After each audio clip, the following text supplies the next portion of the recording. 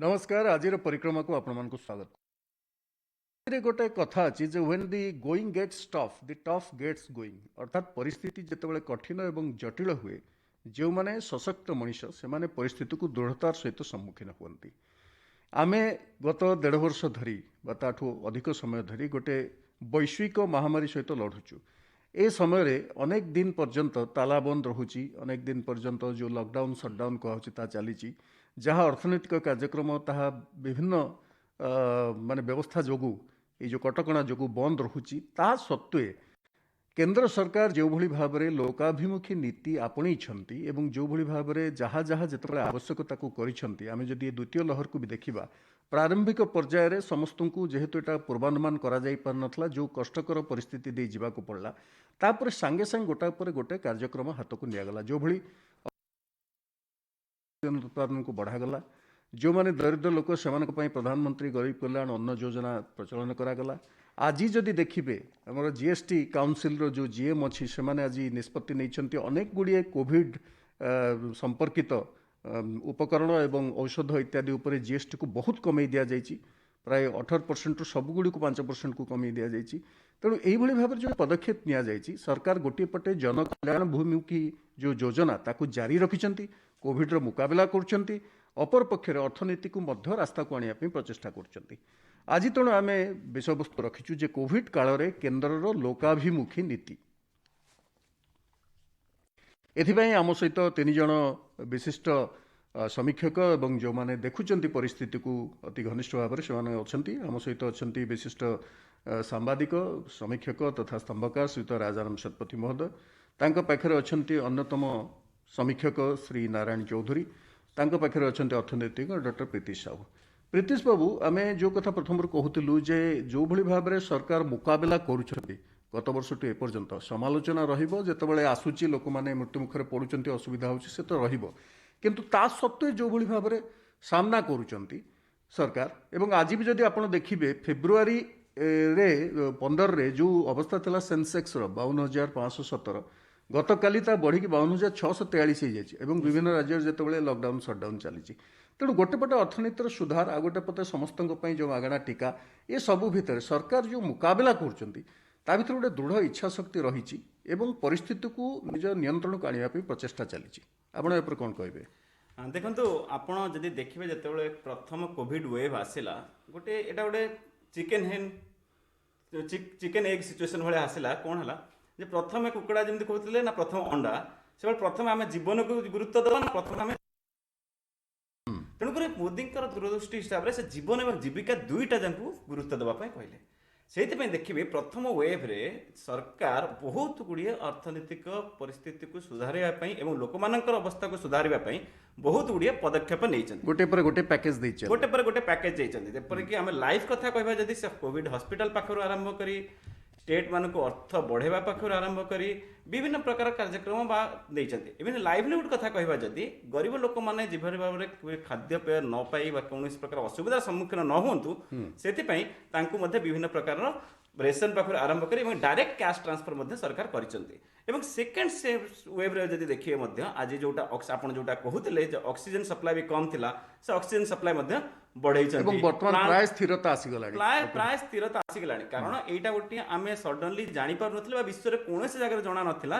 जे एभली परिस्थिति आसिक भारत वर्ष में विश्व में सब जगह पहुँच तेणुक अर्थनीति कथा जोटा कहले जोटा आप कहले बर्तमान जे स्टॉक मार्केट कथा भी स्टॉक मार्केट बढ़ी चली अर्थात अर्थनीति किसी ना कि सुधार आसूँ जो प्रोडक्शन बढ़ी चलुचे सरकार पदक्षेप प्रति आस्था सृष्टि सरकार पदक्षेप प्रति आस्था सृष्टि होती जदि आप देखिए सरकार जो सब पदक्षेप नहीं एपरिक 2020 सबुठ गोटे one of the biggest reform year थिला जोटी आप देखिपारे 2020 विभिन्न प्रकार रिफॉर्म्स नि कृषि क्षेत्र स्वास्थ्य क्षेत्र विशिष्ट करी कृषि क्षेत्र हो स्वास्थ्य क्षेत्र हो एमएसएमई सेक्टर हो हाँ product linked incentive production linked incentive हो बा एफडीआई रिफॉर्म्स हो कमर्शियलाइजेशन ऑफ क्रॉप्स हो बा एग्रीकल्चर रिफॉर्म सब प्रकार क्षेत्र में आप देखिए से रिफॉर्म्स नहीं पूर्व अनेक रिफॉर्म्स नहीं जाता जेपरिक बैंक विलयकरण अवस्था हो बस कॉर्पोरेट टैक्स जो केते गुडी बैंक मर्ज करागला भी कॉर्पोरेट टैक्स घटागला जो कॉर्पोरेट अनेक समय आम देखिले जे कॉर्पोरेट टैक्स घटिया परे ଅନେକ ଏବଂ industries ଏବଂ ଆଜିର ଯାହା ପ୍ରତ୍ୟାବର୍ତ୍ତନ ସ୍ଥିତିରେ କରୁଛନ୍ତି। ସେଥିରେ ଫରେନ୍ ଏକ୍ସଚେଞ୍ଜ ସବୁଠାରୁ ଅଧିକ ଅଧିକ ବର୍ତ୍ତମାନ ଅଛି ସବୁଟା ଫରେନ୍ ଏକ୍ସଚେଞ୍ଜ ଅଧିକ ଅଛି। ତା ସହିତ ମଧ୍ୟ ଆପଣ ଦେଖିବେ ଯେ ବାଣିଜ୍ୟିକ ଘାଟା ମଧ୍ୟ ଆମର ବହୁତ ମାତ୍ରାରେ ଯେତିକି ଥିଲା ଅନ୍ୟ ଯୋଉ ଆମର ପଡୋଶୀ ରାଷ୍ଟ୍ର ଯେଭଳି କି ବା ଚୀନ ଭଳି ଦେଶ ତାଙ୍କ ସହିତ ମଧ୍ୟ ଆମ ବାଣିଜ୍ୟ ଏବଂ ଘାଟା ଆମଦାନୀ ତୁଳନାରେ ରପ୍ତାନୀ ବଢୁଛି ରପ୍ତାନୀ ବର୍ତ୍ତମାନ ବଢିଛି। କ୍ରମଶଃ। କି ଯଦି ବା ଟୋଟାଲ ହିସାବରେ ଦେଖିବା ଆମେ ଏଇ ପରିସ୍ଥିତିଟା ଏଭଳି ହେଇଛି ଯେ କମି ଯାଇଛି ଟୋଟାଲଟା, କିନ୍ତୁ ଆମଦାନୀ ତୁଳନାରେ ରପ୍ତାନୀ ଆମର ବଢି ଯାଇଛି। ଆଉ ତା ସହିତ ମଧ୍ୟ ଦେଖିବେ ଦେଖନ୍ତୁ ଯେହେତୁ ଯୋଉଟା କି ଏମଏସପି ଆପଣ କହିଲେ ଯୋଉଟା ଏମଏସପି ବର୍ତ୍ତମାନ ଡିକ୍ଲେୟାର କଲେ 17ଟି ଫସଲ ଉପରେ ଯୋଉ 17ଟି ଫସଲ ବଢା ହେଇଛି ଯୋଉ ସର୍ବନିମ୍ନ ସହାୟକ ଦର ବା ସର୍ବନିମ୍ନ ସହାୟକ ଦର 17ଟି ଫସଲ ଉପରେ ନା 17ଟି ଶସ୍ୟ ଉପରେ ବଢା ଯାଇଛି। ତା ସହ ଏପିଏମସି କୁ ବହୁତ ଷ୍ଟ୍ରଙ୍ଗ କରାଯାଇଛି। ଯୋଉଟା ନ୍ୟାସନାଲ ଏଗ୍ରିକଲଚର ମାର୍କେଟିଂ ସ୍କିମ୍ ଯୋଉଟା ଥିଲା ସେଟାକୁ ମଧ୍ୟ ଷ୍ଟ୍ରଙ୍ଗ କରାଯାଇଛି। ସେଇଭଳି ଭାବରେ ଅନେକ କିଛି ପଦକ୍ଷେପ ନିଆଯାଇଛି।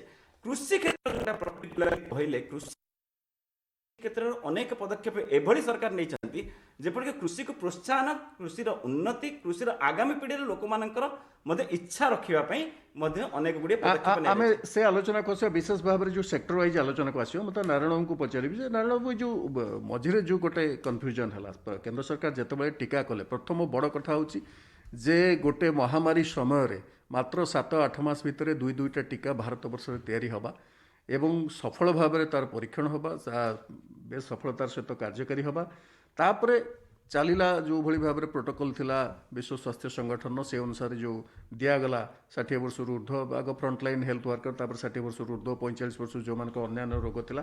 କିନ୍ତୁ ଯେତେବେଳେ 18ରୁ 44କୁ ଆସିଲା ଗୋଟେ ଦ୍ୱନ୍ଦ୍ୱ ସୃଷ୍ଟି ହେଲା। ଏ ଦ୍ୱନ୍ଦ୍ୱ କାହିଁକି ହେଲା, କ'ଣ ହେଲା ସମସ୍ତେ ଜାଣନ୍ତି, କେଉଁ ଜାଗାରୁ ଏହାର ଉତ୍ପତ୍ତି ହେଲା ଏବଂ କ'ଣ ପାଇଁ ହେଲା। ଏବଂ କେନ୍ଦ୍ର ସରକାର ଚାହିଁଲେ ଯେ ଏଟାକୁ ଗୋଟେ ସେମାନଙ୍କୁ ଦିଆଯାଉ, ସେମାନେ କରିବେ। କିନ୍ତୁ ମଝିରେ ଆମେ ଗୋଟେ ଗୁରୁତ୍ୱପୂର୍ଣ୍ଣ ପ୍ରାୟ 1.5 ମାସରୁ 2 ମାସ ସମୟ ନଷ୍ଟ କଲେ, ଯାହାଫଳରେ ଟିକାର ଯେଉଁଭଳି ଭାବରେ ଗୋଟେ ଚାଲିଥିଲା ସ୍ପିଡ୍ ସେଟା ଧୀରେ ଧୀରେ କମିଗଲା। କିନ୍ତୁ ଏବେ ଦେଖନ୍ତୁ ପୁଣି ଯେତେବେଳେ କେନ୍ଦ୍ର ସରକାର ନିଷ୍ପତ୍ତି ନେଲେ ଯେ ସମସ୍ତ ଟିକା 18 ବର୍ଷରୁ ଉର୍ଦ୍ଧ୍ୱ ସମସ୍ତଙ୍କୁ ମାଗଣାରେ ଟିକା ଦିଆଯିବ ବୋଲି, ତାପରେ ଦେଖନ୍ତୁ ବଢ଼ିଛି ଏବଂ ବର୍ତ୍ତମାନ ସୁଦ୍ଧା 25 କୋଟି ଟିକା ଦିଆ ସରିଲାଣି। ଏବଂ ଆମେ ଯଦି ଦେଖିବା ଜାନୁଆରୀରୁ କେବଳ ତ ହେଲ୍ଥ ୱାର୍କର ପାଇଥିଲେ, ଯଦି ଆମେ ପରବର୍ତ୍ତୀ ସମୟରେ ଦେଖିବା ମାର୍ଚ୍ଚ ଏପ୍ରିଲ ଆଡ଼କୁ 60 ବର୍ଷରୁ ଉର୍ଦ୍ଧ୍ୱଙ୍କୁ ଆରମ୍ଭ ହେଲା। ତେଣୁ 3-4 ମାସ ଭିତରେ ଆମେ ପ୍ରାୟ 25 କୋଟି ବର୍ତ୍ତମାନ ଅତିକ୍ରମ କରିବାକୁ ଗଲେଣି। ତେଣୁ ଏଇ ଯେଉଁ କନଫ୍ୟୁଜନ୍ ମଝିରେ ମଝିରେ ସୃଷ୍ଟି କରାଯାଉଛି, ଯେତେବେଳେ ଗୋଟେ ସରକାର ଲଢ଼ୁଛି ଏଡ଼େ ବଡ଼ ମହାମାରୀ ସହିତ, ଏଭଳି କରିକିରି ଅଯଥାରେ ଲୋକଙ୍କୁ କେବଳ ହଇରାଣରେ ପକାଯାଉଛି, ସାଧାରଣ ଲୋକଙ୍କୁ। ମୁଁ ଆପଣଙ୍କୁ କହିବି କେତେଟା କଥା ଯୋଉଠି ଆକ୍ଚୁଆଲି ମିନ୍ସ ଇଣ୍ଟେନ୍ସନାଲି ଏ କନଫ୍ୟୁଜନ କ୍ରିଏଟ୍ କରାଗଲା।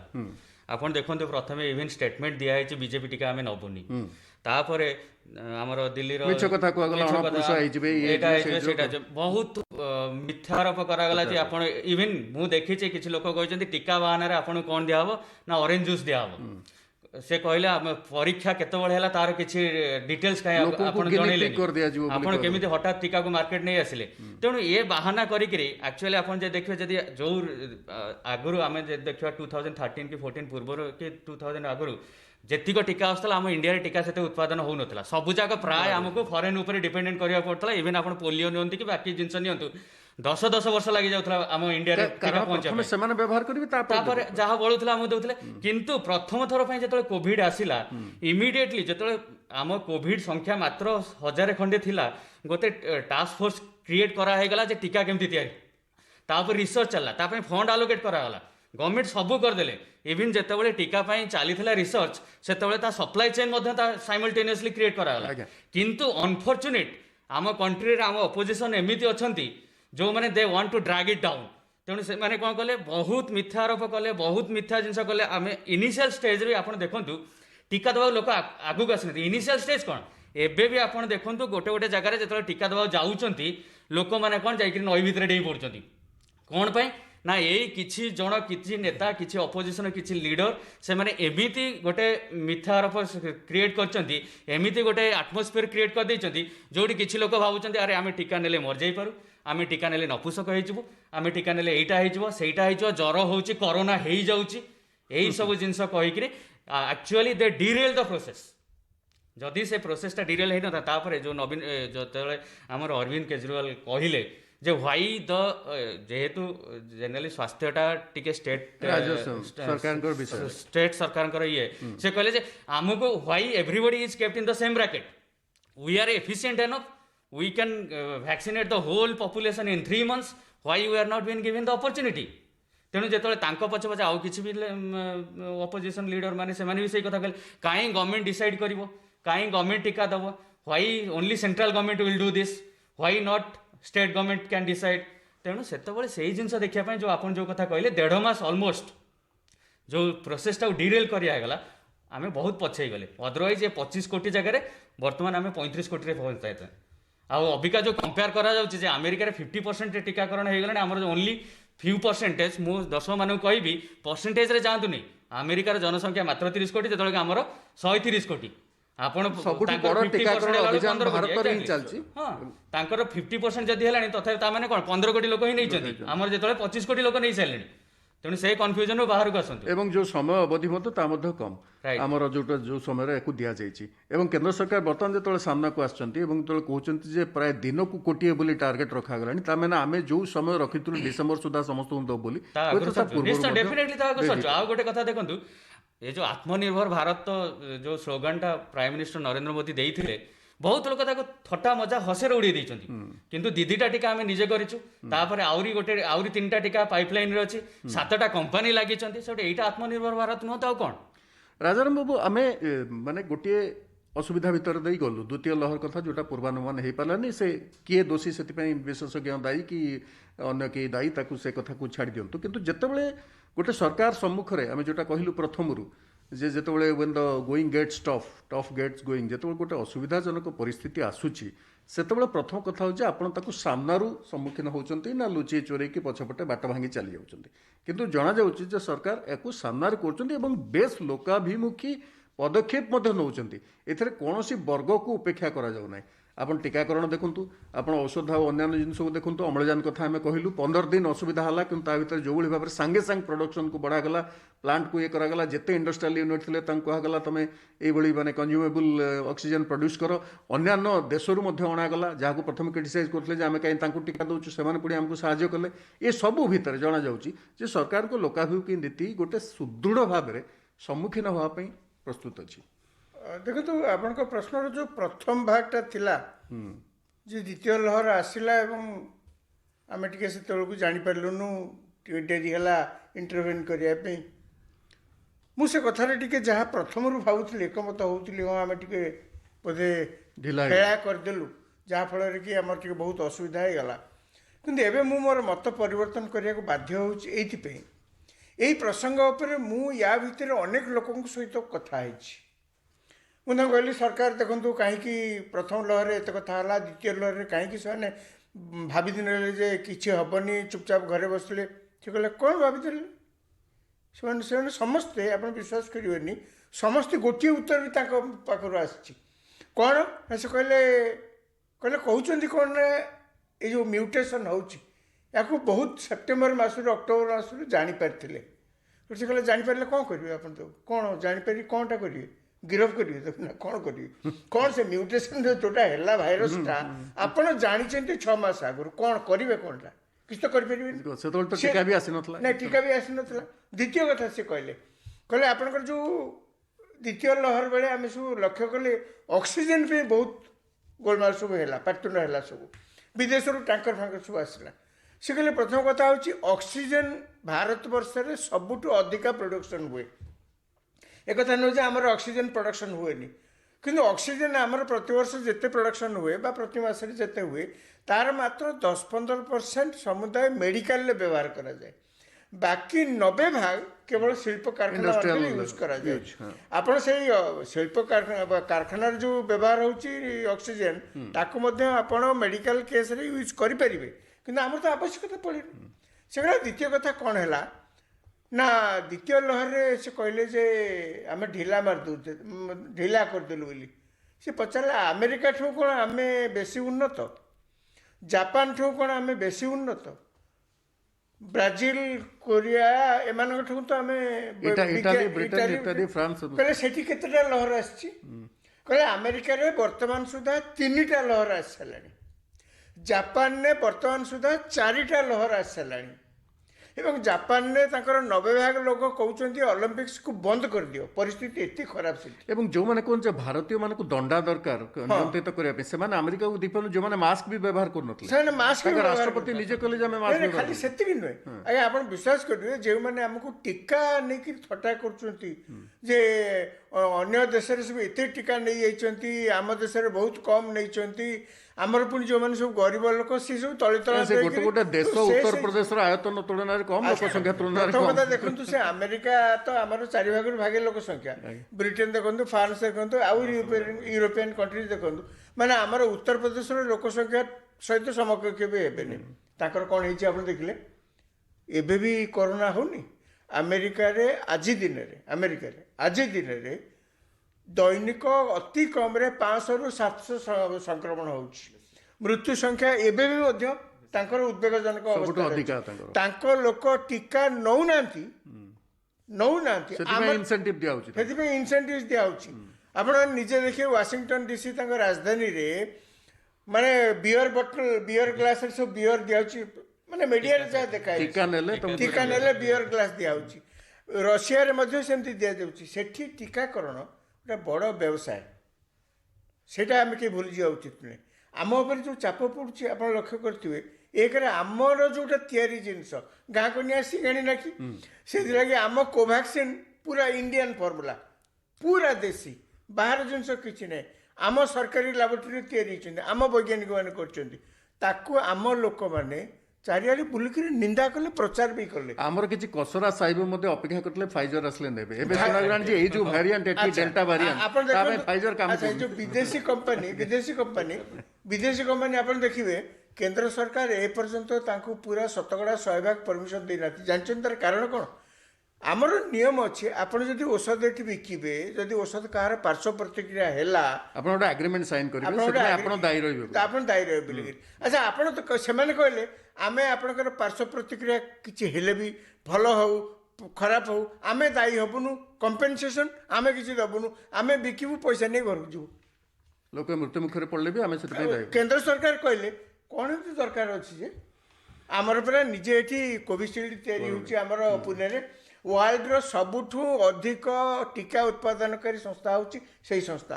ଆମେ ନିଜେ କୋଭାକ୍ସିନ୍, ଆହୁରି 6ଟା ଟିକା ଆସୁଛି। କ'ଣ ଦରକାର ତୁମେ ଆସିକିରି ଆମର ଏଠି ଏତେ ପ୍ରକାର ହାକିମ ଦେଖେଇ ପୁଣି ଆମ ନିୟମକୁ ମାନିବାକୁ ବି ରାଜି ନୁହଁ। ଆଉ ଯେଉଁ ସେକେଣ୍ଡ କ୍ୱେଶ୍ଚନ୍ ଆପଣଙ୍କ ଯାହା ଥିଲା, ଏ ସବୁ ଭିତରେ ସରକାର କେବେ ଦବି ଯାଇନାହାନ୍ତି, ସେଇଟା ଗୋଟେ ବଡ଼ ଜିନିଷ। ମୁଁ ଆପଣଙ୍କ କାର୍ଯ୍ୟକ୍ରମରେ ଆଗରୁ ମଧ୍ୟ କହିଥିଲି ଯେ ଗୋଟେ ସରକାର ସେତିଭଳିଆ କିଛି କରିପାରେ, ଖାଲି ଭୋଟ ପାଇଲେ କରିପାରେନି। ଯେତେବେଳେ ସରକାରର ଗୋଟେ ଦୃଢ଼ ମନା ହେଇଥିବ, ଇଚ୍ଛା ଶକ୍ତି ଥିବ। ଆପଣ ଦେଖନ୍ତୁ, ଏଇ ସମୟରେ ଦୋକାନ ବଜାର ବନ୍ଦ, ବ୍ୟବସାୟ ବାଣିଜ୍ୟ ବନ୍ଦ, ଲୋକଙ୍କର ରୋଜଗାର ହେଉନି। ଆରଥରକ ଆପଣ ଲକ୍ଷ୍ୟ କରିଥିବେ 2020ରେ ପ୍ରଥମ ଯେତେବେଳେ କରୋନା ଆସିଲା, ନଭେମ୍ବର ମାସ ପର୍ଯ୍ୟନ୍ତ, ମାନେ ଦିୱାଲି ପର୍ଯ୍ୟନ୍ତ ଲୋକଙ୍କୁ ମାଗଣା ରେସନ ଗରିବ ଲୋକଙ୍କ ପାଇଁ ପ୍ରାୟ 80 କୋଟି ଲୋକଙ୍କୁ ଦେଶରେ ଦିଆଗଲା। ଏବେ ବି ଆପଣ ଦେଖନ୍ତୁ, ଦିୱାଲି ପର୍ଯ୍ୟନ୍ତ ପୁଣି ଘୋଷଣା କରାଯାଇଛି। ଏଇଟାକୁ ଆମେ ଯେତେ ହାଲକା ବୋଲି ଭାବୁଛେ ସେତିକି ନୁହେଁ। ହାଲକା କାହିଁକି ନୁହେଁ ଏଇଟା? ବର୍ତ୍ତମାନ କେନ୍ଦ୍ର ସରକାରଙ୍କ ରୋଜଗାର ବି କ'ଣ ହେଉଛି କହୁନାହାନ୍ତି? ଆମେ GST କଲେକ୍ସନ୍ ପ୍ରତି ମାସରେ ଗଲା କିଛି ମାସ ହେଲାଣି 1,00,000 କୋଟି ଟଙ୍କାରୁ ଅଧିକା କରୁଛୁ। ନିଶ୍ଚିତ ଭାବରେ ଏଇଟା ଗୋଟେ ଶୁଭ ସୂଚନା ଯେ ଆମର କାରଖାନା ବନ୍ଦ ହେଇନି, ଆମର ବ୍ୟବସାୟ ବାଣିଜ୍ୟ ଯେଉଁଟା କୋର୍ ଇଣ୍ଡଷ୍ଟ୍ରି ଚାଲିଛି, ଆମଦାନୀ ତୁଳନାରେ ରପ୍ତାନି ମଧ୍ୟ ବଢ଼ିଛି। ତେଣୁ ଆମର ଗୋଟେ ପଜିଟିଭ ଡାଇରେକ୍ସନରେ, ଗୋଟେ ସକାରାତ୍ମକ ଦିଗରେ ଆମେ ଗତି କରୁଛୁ। କେମିତି ହେଲା ଏଇଟା? ଆମରି ଲୋକ ଆପଣ ଲକ୍ଷ୍ୟ କରିଥିବେ ଯାଇକରି କୋର୍ଟରେ ମକଦ୍ଦମା କ'ଣ କଲେ ଯେ କାହିଁକି ସେଣ୍ଟ୍ରାଲ ଭିଷ୍ଟା ତିଆରି ହେଉଛି। ଆଜ୍ଞା, ସେଣ୍ଟ୍ରାଲ ଭିଷ୍ଟା କହିଲେ କ'ଣ ଆଜ୍ଞା? ନୂଆ ପାର୍ଲାମେଣ୍ଟ ବିଲ୍ଡିଂ। ଆଚ୍ଛା, ଆପଣ କ'ଣ କରୋନା ହେଲା ବୋଲି ଘରେ ଖାଲି ଏମିତି ଗୋଡ଼ ହାତ ବାନ୍ଧିକିରି ବସିବେ, ଆଉ କିଛି କାମଦାମ କିଛି କେଉଁଠି ହେବନି? ସେ ଲୋକ ପୁଣି ଚଳିବେ କେମିତି? 2 ପଇସା ରୋଜଗାର ସେଠି କେତେ ଲୋକ କର୍ମ ନିଯୁକ୍ତି ମିଳୁଛି। ଦ୍ୱିତୀୟରେ ଯାହା ଜଣାଯାଉଛି ଆଗକୁ ଯେ ଯୋଉ ମାନେ ସଂସଦୀୟ କ୍ଷେତ୍ର ସଂଖ୍ୟା ବଢ଼ା ଯାଇପାରେ। ଆମେ କ'ଣ କରୋନା ହେଲା ବେଳେ ଆଉ କିଛି କୋଉଠି କାମଦାମ କରିବାନି, ସବୁ ବସିବା?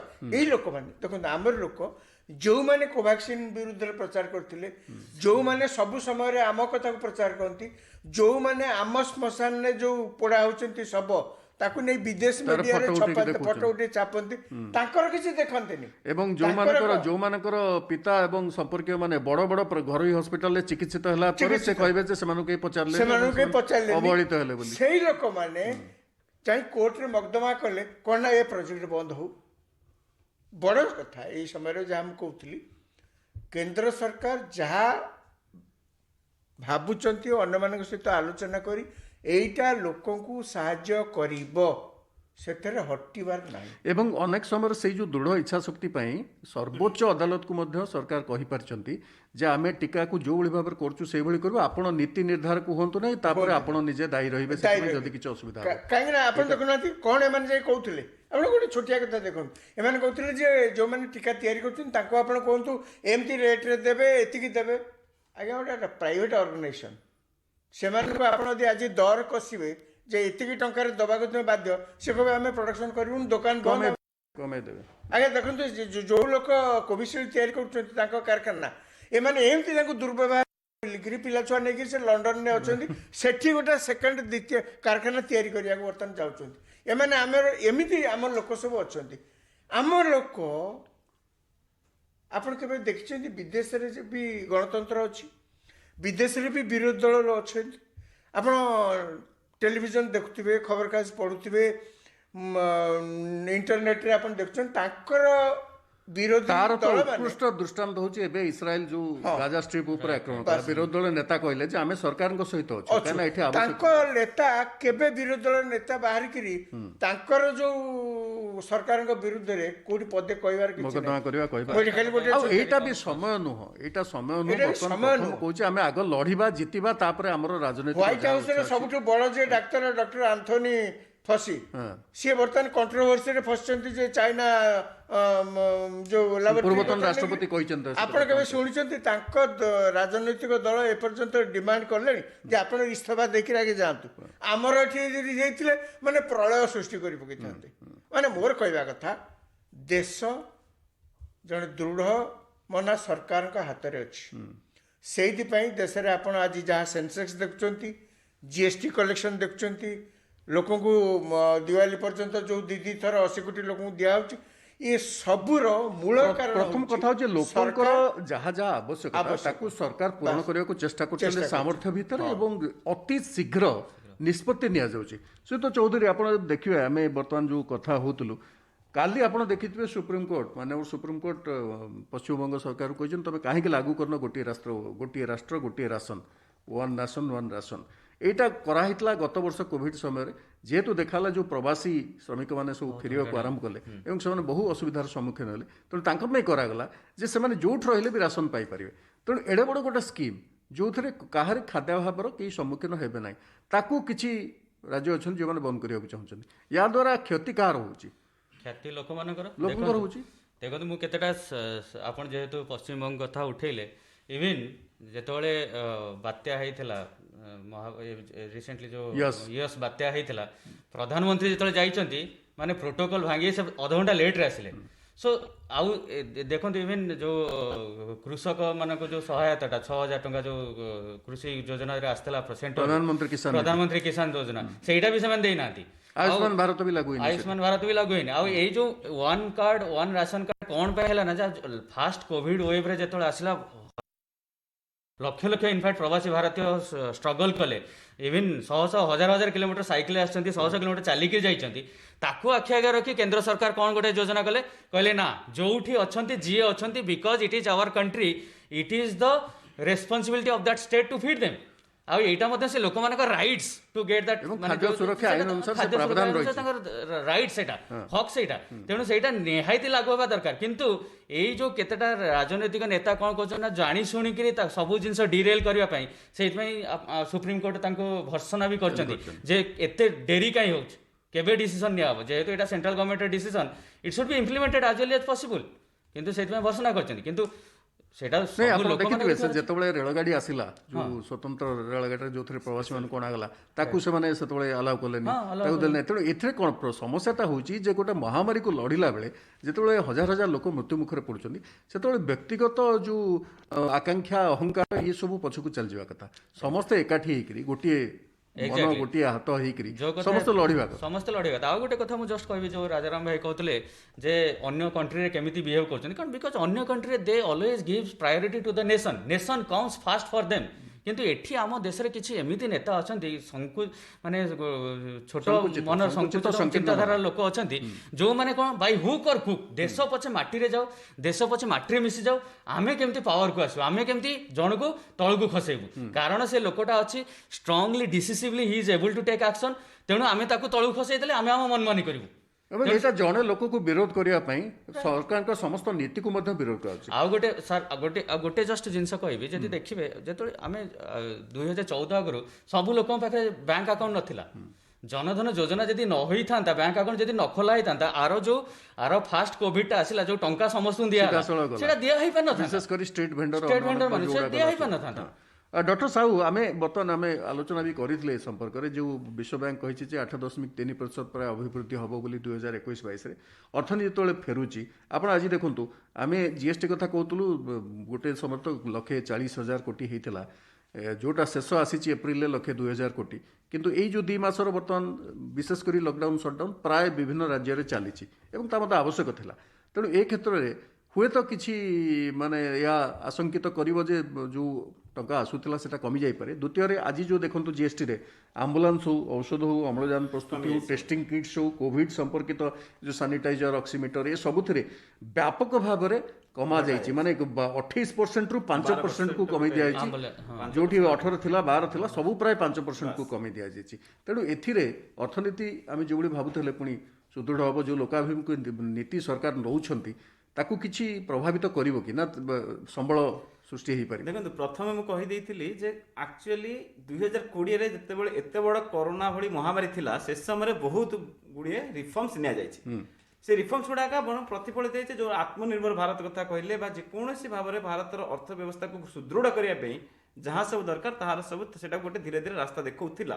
ଆପଣ ଦେଖନ୍ତୁ 2019 ପାଖରୁ ଆରମ୍ଭ କରି ଡିସେମ୍ବର ପାଖରୁ ସେ କ'ଣ ହେଇଥିଲା, ଭାରତର ପ୍ରଡକ୍ସନ, କୋର୍ ସେକ୍ଟର ସବୁକିଛି ବଢ଼ି ଚାଲିଥିଲା, କିନ୍ତୁ ହଠାତ୍ ସେ କୋଭିଡଟା ପରିସ୍ଥିତି ଖରାପ କଲା। ଆଉ ଯେଉଁ ଗ୍ରୋଥ ରେଟ୍ କଥା କହିଲେ ଯେ ୱାର୍ଲଡ ବ୍ୟାଙ୍କ କହିছে 8.3%, আর ଆଜି ବି ଯେଉଁଟା ଗ୍ରୋଥ ରେଟ୍ ଘଟିଯାଇଛି, ମୁଁ ଭାବୁଛି 8.3% ନୁହେଁ, ତାଠାରୁ ଅଧିକ ବି ଗ୍ରୋଥ ହେବ, କାରଣ ଆମର ବେସ୍ ଇୟରର ଭ୍ୟାଲୁଟା କମିଗଲା। ବର୍ତ୍ତମାନ ଯୋଉଟା 7.3% ଯଦି କରୋନାର ପ୍ରଭାବ କମି ଆସେ, ଏବଂ ସେଇଟା ବି ଗୋଟେ ବଡ଼ କଥା ଯେ ଆମେ ଯୋଉଠି 15 ଦିନ 20 ଦିନ ତଳେ 4 ଲକ୍ଷ ଦିନକୁ ସଂକ୍ରମଣ ହେଉଥିଲା, ବର୍ତ୍ତମାନ 84,000 ଆସି ପହଞ୍ଚିଲା, 80,000 ପ୍ଲସ୍ ଜଷ୍ଟ ହେଇଛି। ତେଣୁକରି କରୋନାର ପ୍ରଭାବ ଯେତେବେଳେ କମିବ, ଦେଖିବେ ଆପଣ ସବୁ ସେକ୍ଟର, ସବୁ ଗ୍ରୋଥ ସେକ୍ଟର ଗୁଡ଼ାକ ବଢ଼ି ଚାଲିବ ଏବଂ ସରକାରଙ୍କର ଆୟ ମଧ୍ୟ ବଢ଼ିବ। ବର୍ତ୍ତମାନ ଆମେ ଡିସ୍କସନ୍ କରୁଥିଲେ ଯେ ସରକାରଙ୍କର ଆୟ କୋଉଠୁ ଆସିବ। ସରକାରଙ୍କର ଆୟଟା ହେଲା ପ୍ରକୃତରେ କହିବାକୁ ଗଲେ 2 ପ୍ରକାର ସୋର୍ସରୁ ଆସିବ। ଗୋଟିଏ ହେଲା ବିଜନେସର ଗ୍ରୋଥ ହେବ, ଦ୍ୱିତୀୟ ହେଲା ଅନେଷ୍ଟ ଟ୍ୟାକ୍ସ ପେୟର ରହିବେ। ଯଦି ଅନେଷ୍ଟ ଟ୍ୟାକ୍ସ ପେୟର ବିଜନେସ ଗ୍ରୋଥ ହେବ, ତାହେଲେ ଷ୍ଟ୍ରିମଲାଇନ୍ ହେଇଗଲେ ସରକାରଙ୍କର ଆୟ ବଢ଼ିବ। ସେଇଟା ହିଁ ଗରିବ କଲ୍ୟାଣ ଯୋଜନା ପାଖରୁ ଆରମ୍ଭ କରି ଭାରତର ଜନକଲ୍ୟାଣ ପାଇଁ, ଲୋକମାନଙ୍କ ପାଇଁ ବା ଉନ୍ନତି ବା ଡେଭଲପମେଣ୍ଟ ଆକ୍ଟିଭିଟିଜ୍ ପାଇଁ ବ୍ୟବହାର କରାହେବ। ଆଉ ଯେଉଁ ଦେଖିବେ, ଯଦି ପୂର୍ବରୁ ମଧ୍ୟ ଅନେକ ଗୁଡ଼ିଏ ଏଭଳି ପଦକ୍ଷେପ ଦେଖନ୍ତୁ, ସରକାର ଏଇଟା ନିଶ୍ଚିତ କଥା ଯେ ଆମେ କିଛିଟା ପଦକ୍ଷେପଟା ଯେଉଁଟା ନେଇଥିଲେ ସେଇ ପଦକ୍ଷେପଟା ପୁଣି ଠିକ୍ ଭାବରେ ପ୍ରତିଫଳିତ ହେବା ପୂର୍ବରୁ ସେକେଣ୍ଡ ୱେଭ୍ ଆସିକି ଆମକୁ ଆଟାକ୍ କରିଗଲା। ଯଦି ଦେଖିବେ ଏମ୍ଏସ୍ଏମ୍ଇ ସେକ୍ଟରରେ, ମାନେ ଟୋଟାଲ 20 ଲକ୍ଷ କୋଟି ଟଙ୍କା ଫାଷ୍ଟ ଦେଇକି ଆଜି ପର୍ଯ୍ୟନ୍ତ ପ୍ରାୟ 28.78 ଲକ୍ଷ କୋଟି ଟଙ୍କା ଭାରତ ବର୍ଷରେ ଯେତେବେଳେ 3%ରୁ କମ୍ ଲୋକ ଅର୍ଥନୀତି ବା ଟ୍ୟାକ୍ସ ଦେଉଛନ୍ତି, ସେ ଜାଗାରେ ଏତେ ଭଲ ଭାବରେ ଗୋଟେ ସରକାର ପରିଚାଳନା କରିବା ଏବଂ ତାର ପ୍ରଧାନମନ୍ତ୍ରୀ, ଯେଉଁ ଭାରତ ପ୍ରଧାନମନ୍ତ୍ରୀ, ସେ ସବୁବେଳେ লিডিং ফ্রম দি ফ্রন্ট, সেটা ଗୋଟେ ଉଦାହରଣ। ଏଇ ଉଦାହରଣ ଦେଇଛନ୍ତି লিডিং ফ্রম দি ফ্রন্ট, ଆଉ ପ୍ରତ୍ୟେକ ଷ୍ଟେଟ୍କୁ ମଧ୍ୟ ପଇସା ଦିଆଯାଉଛି।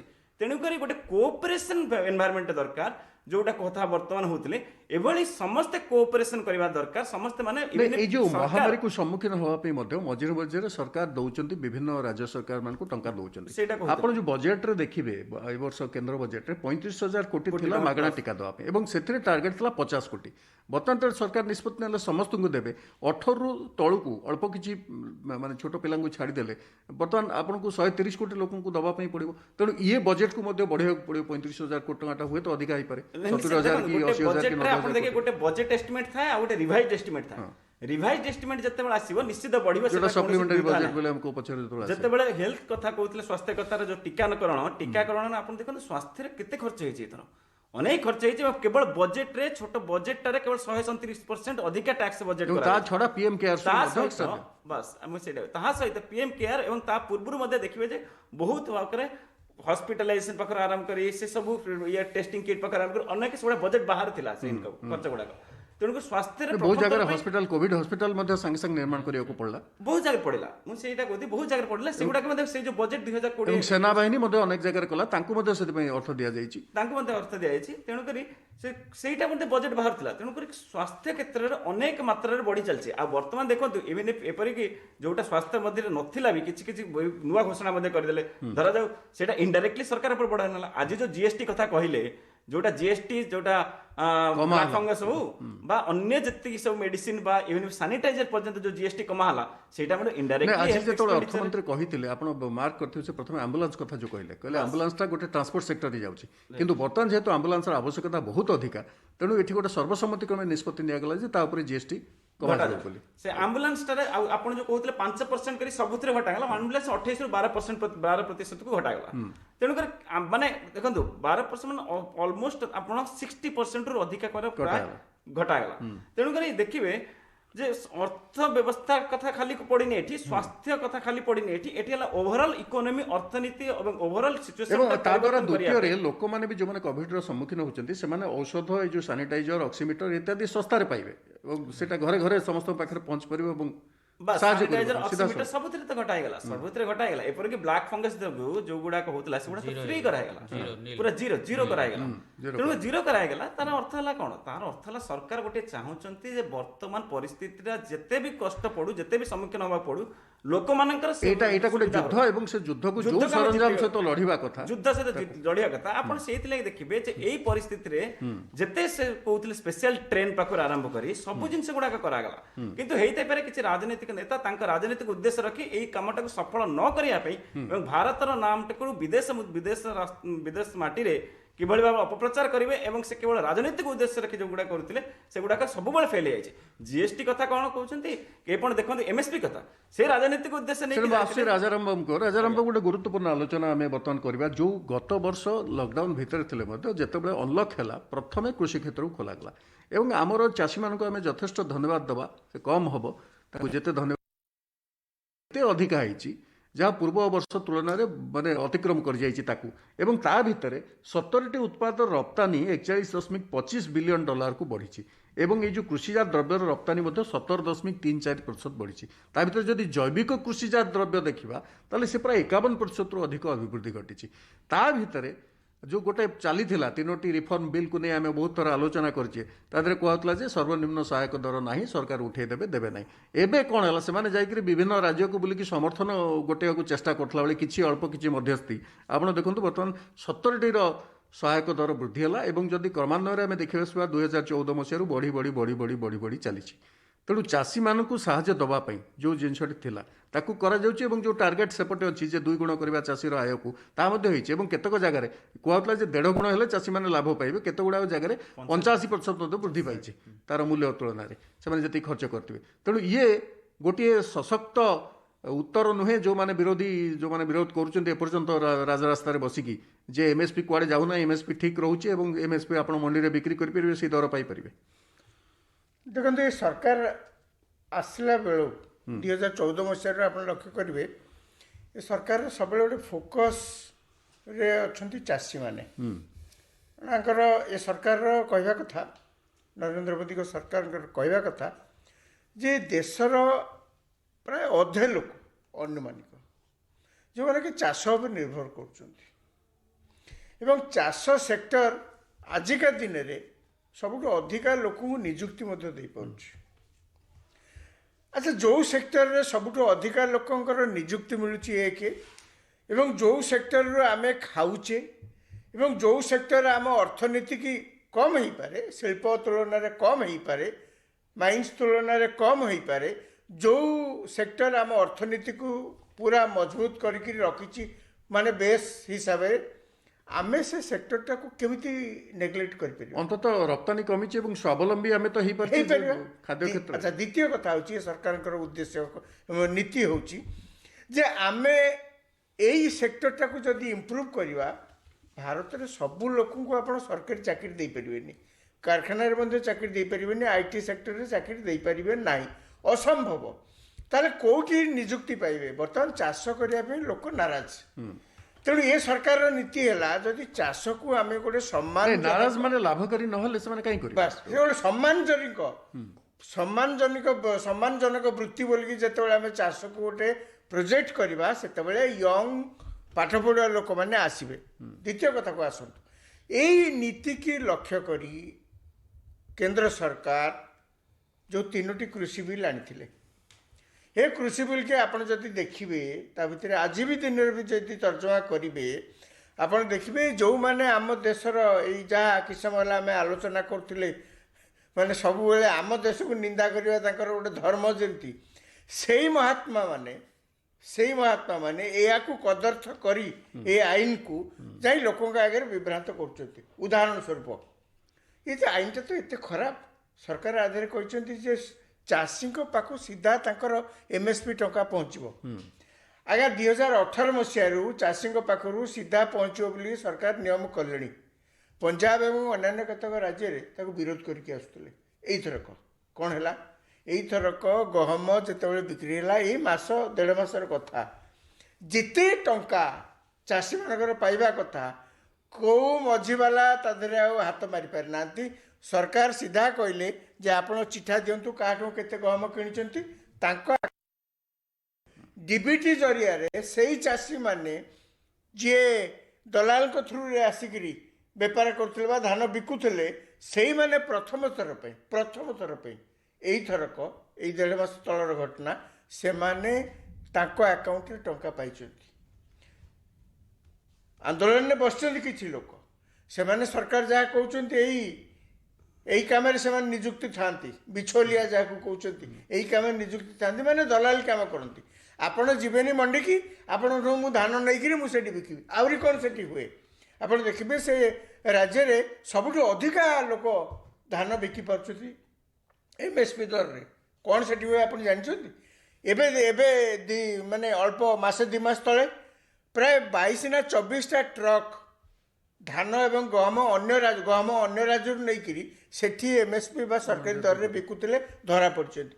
ଏଇଟା ଆଜ୍ଞା କେବଳ ଯାହା କହନ୍ତି ଗୋଟେ ଟିପ୍ ଅଫ୍ ଦି ଆଇସବର୍ଗ, ମାନେ ଅଳ୍ପ କିଛି ଆପଣ ଜାଣିଲେ, ଇଏ ଗୋଟେ ସମୁଦ୍ର ଶଙ୍ଖ ଭଳି ଆପଣ ଜାଣିଲେ କେବଳ। ପ୍ରକୃତରେ ବହୁତ ରାମ୍ପାଣ୍ଟଲି ଚାଲେ। ମୋର କହିବା କଥା ଏଇ ଚାଷ ସେକ୍ଟରକୁ ଉନ୍ନତ କରିବା ପାଇଁ କେବଳ ଯେ 3ଟା ନିୟମ କରାହେଇଛି ତା ନୁହେଁ। ଏଇ ସମୟରେ ଏଇ କରୋନା ସମୟରେ କେନ୍ଦ୍ର ସରକାର ଏ କଥା ମଧ୍ୟ ନିର୍ଦ୍ଦେଶ ଦେଇଛନ୍ତି ଯେ ସାଟେଲାଇଟ୍ ମ୍ୟାପିଂ ହେବ ଜମି ଗୁଡ଼ାକର। ଆପଣଙ୍କ ଜମି ଆପଣ ଚାଷ କରୁଛନ୍ତି ନା କିଏ ଭାଗ ଚାଷ କରୁଛି ସେଉଥିରୁ ଜାଣିପାରିବେ। ସାଟେଲାଇଟ୍ ମ୍ୟାପିଂ ହେବ। ପଞ୍ଜାବ କରିଗଲାଣି, ପଞ୍ଜାବ 6 ମାସ ଟାଇମ୍ ଦେଇଛନ୍ତି, 6 ମାସ ଭିତରେ କାର୍ଯ୍ୟ ସମ୍ପନ୍ନ କରି ଦେବାକୁ। ମୋର କହିବା କଥା ଆମେ ଯେତେବେଳେ ଏଇ ସେକ୍ଟରକୁ କୃଷି ସେକ୍ଟରକୁ ଆମେ ଡେଭଲପ୍ ନ କରିବା, ଆମର ଶାନ୍ତିରେ ରହିବାର ରାହା ସବୁଠୁ କମିଯିବ। ଆଉ ଗୋଟେ କଥା ହେଉଛି ଯେଉଁ ମଣ୍ଡିରେ ଯେଉଁଭଳି ଭାବରେ ଶୋଷଣର ଶିକାର ହେଉଛନ୍ତି, ସେ ଯିଏ ବି ହେଇଥାଉ, ମଧ୍ୟସ୍ଥି ହୁଅନ୍ତୁ, ନେତା ହୁଅନ୍ତୁ ବା ଅନ୍ୟ ଯିଏ ହୁଅନ୍ତୁ, ଦଲାଲ ହୁଅନ୍ତୁ, ଯିଏ ହୁଅନ୍ତୁ, ସେମାନେ ମିଶିକି ଯେଉଁଭଳି କରୁଛନ୍ତି ବା ଯେଉଁମାନେ ମିଲ୍ସ ଓନର ହୁଅନ୍ତୁ, ବାରମ୍ବାର ଆପଣ ଦେଖିବେ ସେ କଥା ଖବରକାଗଜରେ ଆସୁଛି, ଜଣାଯାଉଛି। ଏପରିକି ଯେଉଁ MSP ଦର ପାଇବା କଥା ସିଏ ମଧ୍ୟ ପାଉନାହାନ୍ତି। କ୍ୱାଲିଟି ନାଁରେ କଟନୀ ଛଟନୀ ହେଉଛି, ବିଭିନ୍ନ ପ୍ରକାର କଟେଇ ଛଟେଇ କରାଯାଉଛି। ତା ସତ୍ତ୍ୱେ ଆମେ କହୁଛୁ ଯେ ସେଇ ବ୍ୟବସ୍ଥାଟା ଭଲ, ସେଇ ବ୍ୟବସ୍ଥାଟା ଚାଲିଥାଉ। ଏଥିରେ ଗୋଟେ ଦରଟେ ନିର୍ଦ୍ଦିଷ୍ଟ ହେଉଛି ଯେ ସେଇ ଦରରୁ କମ୍ରେ କେହି କିଣିପାରିବେ। ତାର ଅର୍ଥ ନୁହେଁ ଯେ ଇଏ ଗୋଟେ ସ୍ୱାଧୀନ ଦେଶରେ ଯେଉଁଠି ଡେମୋକ୍ରାସି ଅଛି ସେଠି ଅନ୍ୟମାନେ କେହି କିଛି ତା ଦେହରେ ହସ୍ତକ୍ଷେପ କରିବେନି ବା ବ୍ୟବସାୟ କରିପାରିବେନି, ବାଣିଜ୍ୟ କରିପାରିବେନି। କେବଳ ଗୋଟିଏ ସଂସ୍ଥାକୁ ଯିବା ଏବଂ ସେମାନେ ଯାହା କରିବେ ତାଙ୍କରି ପାଖରେ ଆମେ ବନ୍ଦ ମୁଁ ଜଣେ ବରିଷ୍ଠ ସରକାରୀ ଅଫିସରଙ୍କୁ ପଚାରୁଥିଲି ଏ ବିଷୟରେ। ସେ ମୋତେ କ'ଣ କହିଲେ କ'ଣ ଆଜ୍ଞା ଏନେ ଖରାପ ହେଇଯାଇଛି, ଆମର ତ ମଣ୍ଡି ନାହିଁ। ଓଡ଼ିଶା କଥା ସେ କହିଲେ ଓଡ଼ିଶାରେ କ'ଣ ମଣ୍ଡି ଅଛି, କେଉଁଠି ମଣ୍ଡି ଅଛି ଆପଣ କହିଲେ? ଆଉ ଯଦି ମଣ୍ଡି ନାହିଁ, ମଣ୍ଡିରେ ଗୋଟେ ଆଇନ କରିକିରି ଆପଣ ଖୋର୍ଦ୍ଧା ଜିଲ୍ଲାର ଲୋକ ଯାଇକରି ଗଞ୍ଜାମ ଜିଲ୍ଲାରେ ଜିନିଷ ବିକିପାରିବେନି, ଗଞ୍ଜାମ ଜିଲ୍ଲାର ବ୍ୟବସାୟୀ ଆପଣଙ୍କର ଆସି ଖୋର୍ଦ୍ଧାରୁ କିଛି କିଣିପାରିବେନି। ଏ ଓଡ଼ିଶାରୁ ଜିନିଷ ଯାଇକରି ଛତିଶଗଡ଼ରେ ବିକ୍ରି ହେଇପାରିବନି, କି ଛତିଶଗଡ଼ର ଜିନିଷ ଆସି ଓଡ଼ିଶାରେ କୃଷି ଜିନିଷ ବିକ୍ରି ହେଇପାରିବନି। କହିଲେ ଆଜ୍ଞା ମଣ୍ଡି ନାହିଁ, ମଣ୍ଡି ଆଇନଟା ଯଦି ଏତେ ଅସୁବିଧା କରୁଛି, କେନ୍ଦ୍ର ସରକାର ତାକୁ ଉଠେଇଦେଲେ କ'ଣ? ଆଉ ଗୋଟେ ଜିନିଷ ହେଉଛି ମଣ୍ଡି ବାହାରେ ଯେଉଁ ଫସଲ ରହିଛି, ପନିପରିବା ହେଲା, ଫଳ ହେଲା, କୃଷିଜାତ ଦ୍ରବ୍ୟ ମାନେ କ'ଣ ଖାଲି ଧାନ ଆଉ ଗହମ? କୃଷିଜାତ ଦ୍ରବ୍ୟ କହିଲେ କେତେ ଜିନିଷ ଅଛି, ମାଛ ସହିତ କୃଷିଜାତ ଦ୍ରବ୍ୟ ଭିତରେ ଗୋଟେ କଥା କହିଲେ। କହିଲେ ବର୍ତ୍ତମାନ ଚାଷୀମାନେ ଯେଉଁ ଧାନ ବା ଗହମ ତ ଓଡ଼ିଶାରେ ହୁଏନି ବେଶୀ ଧାନ ହୁଏ, ଯେତିକି ଯାହା ଉତ୍ପାଦନ କରୁଛନ୍ତି ତାକୁ କିଣୁଛି କିଏ? ସବୁଠୁ ବଡ଼ କିଣିବା ସଂସ୍ଥା ହେଉଛି ରାଜ୍ୟ ସରକାର।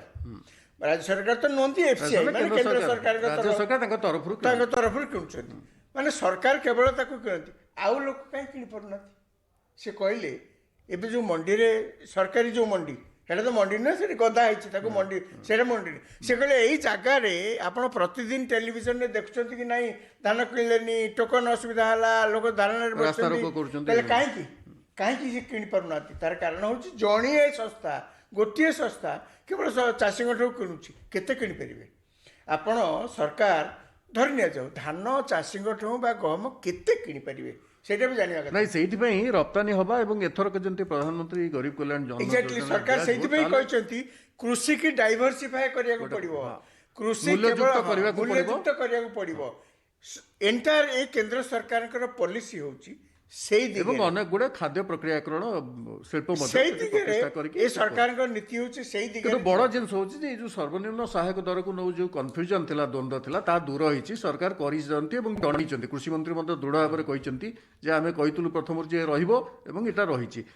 ଶ୍ରୀଯୁକ୍ତ ଚୌଧୁରୀ, ଆମେ ଆପଣଙ୍କୁ କହିବୁ ଯେ ଏଇ ଯୋଉ ମାନେ ପରିସ୍ଥିତିକୁ ଦେଖିକି ନିଷ୍ପତ୍ତି ନା, ଯେମିତି ଆପଣ ଗୋଟେ ଦେଖିବେ ପରୀକ୍ଷା ବାତିଲ କରିବା, ବହୁ ଲୋକ ବିଭିନ୍ନ ପ୍ରକାର ମତ ମନ୍ତବ୍ୟ ଦେଉଛନ୍ତି, କିନ୍ତୁ ଏଭଳି ପରିସ୍ଥିତିରେ ହେଇଥାନ୍ତା କ'ଣ? ଆପଣ ଯେତେବେଳେ ସମସ୍ତଙ୍କୁ ଟୀକା ଦେଇନାହାନ୍ତି, ଯେତେବେଳେ ଗୋଟିଏ ଜାଗାରେ ଗଲେ ସଂକ୍ରମଣ ବଢ଼ିବାର ଆଶଙ୍କା ଅଛି, ଏବଂ ଯେତେବେଳେ ଆସିକରି ଲୋକ ଯଦି ପିଲାମାନେ ଯିବେ ଯେଉଁମାନଙ୍କ ପାଇଁ ତା ଭିତରେ 18 ବର୍ଷରୁ କମ୍ ପ୍ରାୟତଃ ଅଛନ୍ତି, କାହିଁକିନା +2 ଯେଉଁମାନେ ପରୀକ୍ଷା ଦେଉଛନ୍ତି, ସେମାନେ କ'ଣ କରିଥାନ୍ତେ? ତାଙ୍କର ବର୍ତ୍ତମାନ ଯେତେବେଳେ ଲୋକ ମୃତ୍ୟୁମୁଖରେ ପଡ଼ୁଛନ୍ତି ଏବଂ ଏ ସଂକ୍ରମଣ ଯେତେବେଳେ ଅତି ଭୟାବହ ହେଇଛି, ସେତେବେଳେ ଆପଣ ଗୋଟେ ଜାଗାରେ କଂଗ୍ରିଗେଟ୍ କରି କ'ଣ କରିପାରିବେ? ଦେଖନ୍ତୁ, ଆକ୍ଚୁଆଲି ଏ ଯେଉଁ ପରିସ୍ଥିତି ଆସିଛି 100 ବର୍ଷ ପରେ ଏଭଳିଆ ସ୍ଥିତି ଆସିଛି। ତେଣୁ ଆ ମଝିରେ କେହି ଯେଉଁମାନେ ଲିଭିଂ ପିପୁଲ୍ ଯେଉଁମାନେ ଅଛନ୍ତି ସେମାନେ ନା ଦେଖିଥିଲେ ନା ଶୁଣିଥିଲେ। ତେଣୁ ବେଳେବେଳେ ଏମିତି ସିଚୁଏସନ୍ ଆସିବ ଯେଉଁଠି ଆପଣଙ୍କୁ ସିଚୁଏସନ୍କୁ ଦେଖି ହିଁ ଡିସିସନ୍ ନେବାକୁ ପଡ଼ିବ। ଆଜି କ'ଣ ହେବ? ଆଜି ଯଦି ପରୀକ୍ଷା ଚାଲୁ ରହିବ, ପିଲା ଯିବେ, ସେଠି କୋଭିଡ୍ ଇନଫେକ୍ସନ୍ ହେବ, ଯେଉଁମାନେ ଆଜି କହୁଛନ୍ତି କାହିଁ ପରୀକ୍ଷା ବାତିଲ ହେଉଛି, ସେଇମାନେ ଆସି ଆଗ ଧାଡ଼ିରେ ବସିବେ ଯେ କାହିଁ ପରୀକ୍ଷା କରୁଥିଲ। ତେଣୁ ଗଭର୍ଣ୍ଣମେଣ୍ଟ ପାଖରେ ବର୍ତ୍ତମାନ କ'ଣ ପ୍ରାୟୋରିଟି ଯେ ମାନେ କେମିତି କୋଭିଡ୍ କି କଣ୍ଟ୍ରୋଲ କରାଯିବ, how to control the covid, ଜୀବନ ରକ୍ଷା କରାଯିବ, କେମିତି ଜୀବନ ରକ୍ଷା କରାଯିବ। ଆଉ ଯେତେବେଳେ ଜୀବନ ରକ୍ଷା ଆଗକୁ ଆସୁଛି, ସେତେବେଳେ ବାକି ପରୀକ୍ଷା ଏ ସବୁ ପରେ କଲେ ଚଳିବ, ଟିକେ ଲେଟ୍ ହେଇଗଲେ ଚଳିବ, କିଛି ଏମିତି ଦୁନିଆ ଏପଟ ସେପଟ ହେଇଯିବନି, କିଛି ଦୁନିଆ ଓଲଟି ଯିବନି। କିନ୍ତୁ ଅବିକା ସମୟରେ ପରୀକ୍ଷା କରିବାଟା ନିହାତି, ମାନେ କୌଣସି ଗଭର୍ଣ୍ଣମେଣ୍ଟ ଚାହିଁବେନି ଯେ ପରୀକ୍ଷା କରିକିରି ପୁଣି ପ୍ରୋବ୍ଲେମ୍ କ୍ରିଏଟ୍ କରିବା ପାଇଁ। କାରଣ ବହୁତ କଷ୍ଟରେ ଆମେ କଣ୍ଟ୍ରୋଲକୁ ଆସୁଛୁ।